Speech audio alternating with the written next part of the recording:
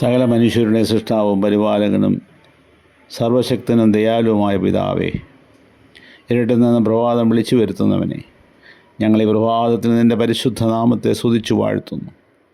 ആത്മാവിലും സത്യത്തിലും തിരുസന്നിധിയിൽ വരുന്നതിന് ഞങ്ങളെ യേശുവിൻ്റെ പുണ്യരക്തത്താൽ കഴുകി ശുദ്ധീകരിക്കണമേ. കഴിഞ്ഞ രാത്രി ഞങ്ങളെ ക്ഷേമമായി കാത്തു സുഖമായ ഒരു ഉറക്കം തന്നു.